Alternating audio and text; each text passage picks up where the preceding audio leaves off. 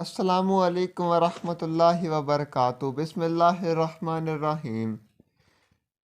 سلطان ہزار مرد اور چنگیز خان کے درمیان آخری بڑی جنگ خوشاب کے قریب وادی سون میں دریائے سندھ کے کنارے ہوئی، جب سازشوں اور داخلی جھگڑوں سے نڈھال سلطان جلال الدین 30,000 پناہ گزینوں، 3,000 گھڑ سواروں اور 500 کے قریب محافظوں کے ساتھ ہندوستان جا رہا تھا کہ چنگیز خان 2 لاکھ کے لشکر کے ساتھ آن پہنچا۔ 3,000 گھڑ سواروں کا مقابلہ 50,000 گھڑ سواروں سے تھا۔ گلوبل کرونالوجی آف کانفلکٹ کے مصنف نے لکھا کہ جلال الدین یوں لڑا کہ چنگیز خان حیران رہ گیا۔ اس نے چنگیز خان کے لشکر کو ادھیڑا اور اس کے مرکز تک جا پہنچا۔ پھر 70,000 کی مزید کمک چنگیز خان کو آن پہنچی۔ زخموں سے نڈھال سلطان گھیرے میں آ گیا تو چنگیز خان نے حکم دیا اسے زندہ گرفتار کر کے پیش کیا جائے۔ سلطان کے سامنے چنگیز خان تھا اور پیچھے دریائے سندھ۔ اس نے گرفتاری دینے کے بجائے پہاڑ سے گھوڑا دریا میں ڈال دیا۔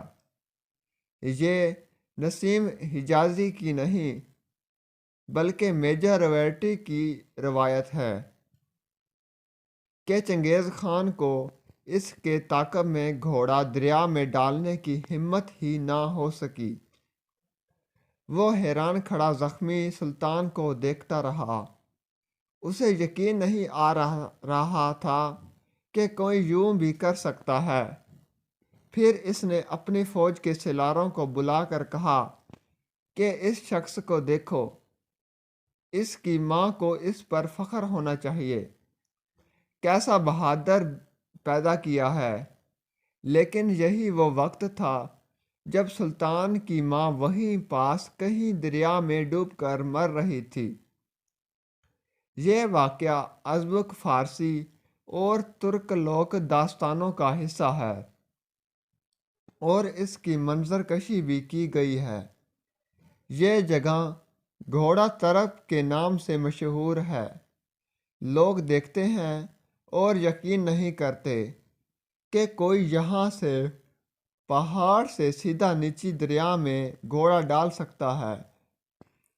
وادی سون کے پہاڑ بھی فخر کرتے ہوں گے کہ انہوں نے اس شخص کو پناہ دی تھی جو تاتاری جلکار کے سامنے عالم اسلام کی آخری چٹان تھا، جہاں سے شیر الخوذم سلطان جلال الدین ہزار مرد نے گھوڑے سمیت دریا میں چھلانگ لگائی تھی۔ اللہ تعالیٰ کی سلطان جلال الدین پر ہزاروں رحمتیں نازل ہوں۔ تاریخ ہمیشہ بہادروں کو یاد رکھتی ہے۔ ویڈیو اچھے لگے تو چینل کو لائک کریں، سبسکرائب کریں، شیئر کریں تاکہ ہماری ہر ویڈیو آپ کے پاس بآسانی پہنچ سکے۔ شکریہ۔